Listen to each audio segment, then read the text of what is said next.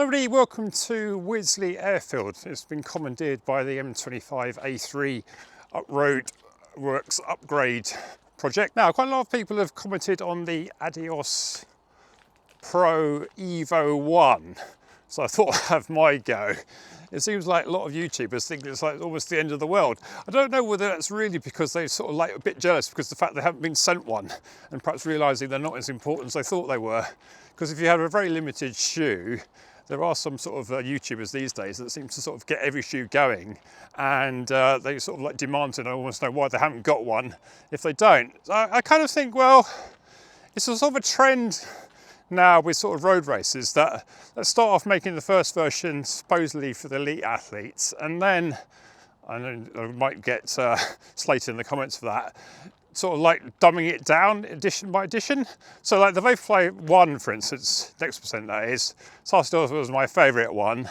I think that the next version, they sort of improved the upper to sort of give it a bit more room.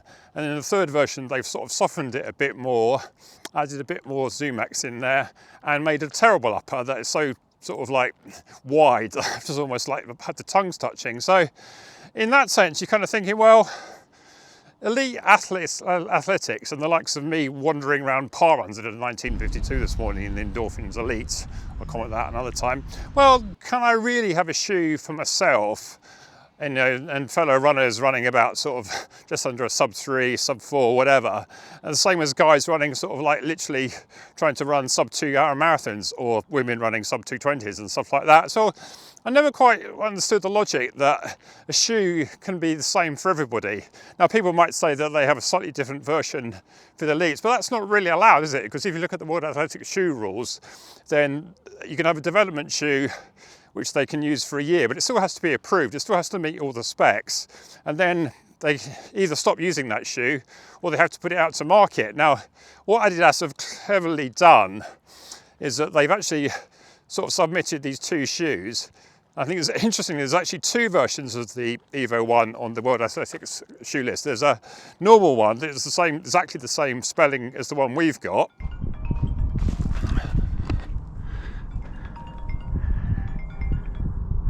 Hello? Oh, Tim, darling, where are you, my love? Near Wisley, why? Oh, Tim, I've taken my car, I drove my car somewhere, but now I've parked it in Claygate Village Hall car park, and I've had a couple of pints, so I'm going to wander home. But would you be able to drive my car home? All right, see you a bit later. What about?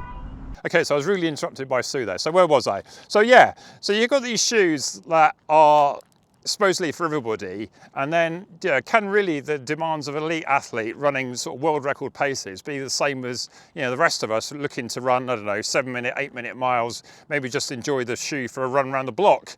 So my answer to that is probably not, although they're doing a very good job of that. So this shoe seems like, well, let's take away all the sort of like boundaries of what a shoe can be. Let's don't make it resilient, because people aren't going to be using it for 500 miles and demanding to know why it can't be used for 500 miles. Let's make it good enough so supposedly it'll be last for one race. But in reality, elite athletes, professional athletes, they tend to only use kit for one race anyway. I mean, you see in the cycling Tour de France, you get people there on a bike, and then if they get a puncture, then it just change the wheel. They just literally get a new bike. And then they have time trial bikes, and the same if they're in the time trial, they just change bikes. And if you think about how much that costs, going to someone like Sigma Sports and try and pick up the top range bikes, probably about 15 grand by the time you've added wheels. And then you've probably got 4 or 5 of them each, and your best part of 100k by the time you added some more wheels and all that stuff. That's before all the support crews and all that sort of thing. So the cost of professional sport in other sports is like astronomical. So a £400 pair of shoes seems quite sort of cheap in inverted commas in comparison. And okay, for most of us, we're not going to buy £400 shoes, even if we can, just to run sort of 30 miles in them, whatever. But what will actually happen with them? And is that a marketing ploy? Because they're kind of thinking, well, Nike have sort of been so far ahead of the game, they kind of revolutionised the industry. And I think all the other companies have literally just been trying to catch up. I mean, I think you won't really admit it, but a lot of them are basically looking at the Nike shoe and thinking, well, how can we copy that? At least Adidas, to their credit, didn't just copy a carbon plate and then put these rods in Although in the Prime X2 Strong, they seem to come back to 2 carbon plates, although I might argue that didn't work very well. So yeah, I think this is like a massive marketing stroke for Adidas, really. Let's put out a shoe just to get around the World Athletics limits, and at the same time create a lot of hype around a shoe that might supposedly be the lightest one ever. But if you look at the weights of it, it's not that amazing when I think about it. I mean, I've got spikes even in my size which are still lighter than that.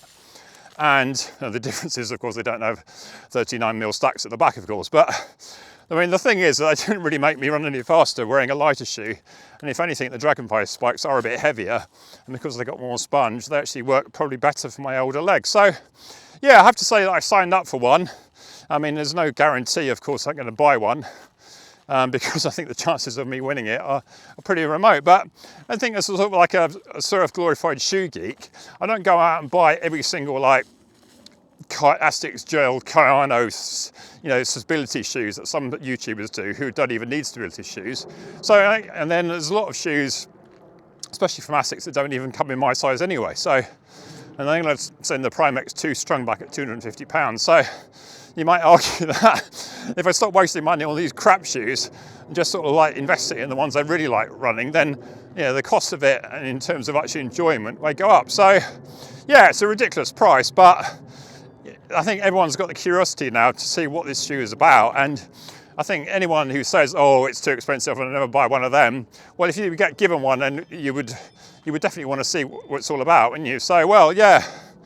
So yeah, I think I'll give it if I get lucky. And it seems also that they've even done a UK 13.5 in them. So, although that remains to be seen. So yeah, I've signed up for one and we'll have to see how it goes. So this is Wisley Airfield. Now this session, you might recognise this from a few sessions that I've done. I think it's quite amusing here. We've got a 20-mile-an-hour speed limit. I'm not quite sure for what cars that is meant to be for. This has been earmarked for development now for many years. I think there's a planning application's gone in, and whether this will actually turn into a massive sort of like new Wisley Airfield sort of village place remains to be seen. So yeah, what do you think about this Adidas Pro Evo One shoe then? Is it one you've signed up for? Or is it a sort of shoe that secretly you want to get, but you're not going to admit it in public because you don't want to admit the fact you're going to waste £400 for a shoe that might last a few runs? I think that's another thing as well. Is that part of the hype as well? Have they literally just said the shoe's not going to last for very long to just increase the hype? I mean, yeah, if you take away like all the reinforcements from the shoe and minimal stitching, I think it's not being the foam that's going to bottom out. It's going to be literally, I think it's literally going to fall apart. Did everyone get the Nike Mayfly? They never did that in my size, but that was a kind of similar deal, a lot cheaper. The idea was to make a shoe like as light as possible in the days when minimalist shoes ruled. And yeah, I think it was literally only about 20 quid, but so hard to get. It was almost like a publicity stunt. And occasionally you see a few around on eBay and stuff like that, but I'm not sure that it really helped to make people run any faster. Didn't see any world records set in them, but certainly got the tongues wagging, as it were, just like this shoe does. So yeah, raw rant over, or monologue over and out, and probably next video I'll try and do one on the Endorphin Elite. I raced the park running it today. It was a bit underwhelmed, but it was a bit of a bumpy grass one, so not the ideal test. I did a session on it on the road the other day, which was all right. I just at the moment you kind of think there's so many shoes that are so good that compare everything to the Vaporfly, that everything else seems like second best even 4 years down the road. So I'm interested to see whether this Adidas one, being so much lighter, even in my size, it will come under 200 grams, I think, will be the one. Right, let's wander back and I'll see if I can find a milestone that was like buried underneath the overgrowth by the side of the A3. Anyway, hope you found this interesting. Like and subscribe with that, and see you next one then. Bye. So I managed to find the milestone 20 miles to Hyde Park Corner. They put a tape around it. It was buried in the overgrowth here, so I've just cleared it a bit. So if I want to try past next time, I can make it out. It's just before the sign here to Nutbury Farm, which is another compound, and the Airfield compound as well that I've just walked through. So this is the A3, and the M25 junction is back that way. So they're basically improving the junction, so you'll have free-flowing traffic going from the A3 to the M25 and vice versa. And this is the A3 going down towards Guildford. It's going to be a bit of a nightmare of traffic for the next couple of years before they actually do it. But one of those cases that would be a lot worse before it gets a lot better, I think. But The other day I sat for about 15 minutes trying to get on the M25 here, so if it's a free-flowing thing, that would be a lot better, wouldn't it, for sure. So now I've got to go back over that bridge. I parked at Wisley Garden. It's crossing the A3 here. I absolutely hate these bridges. I feel really giddy. I know it's being tall, but I stick out right over the edge of the side here. So if that was at all windy, that would be really quite scary. It's bad enough at the best of times. But you can kind of see the scale of development here. This area here, I don't know what it used to be, just wasteland, I think. So they're using that, look like a compound as well. So yeah, there's the A3. They've got narrow running lanes, 15-mile-an-hour limit, and then they've got a lane blocked off just to get to Wisley and then back out again. So yeah, when this is all done, it'd be fantastic. But yeah, another 2 more years yet. I don't think I fancy walking back over there anytime soon either.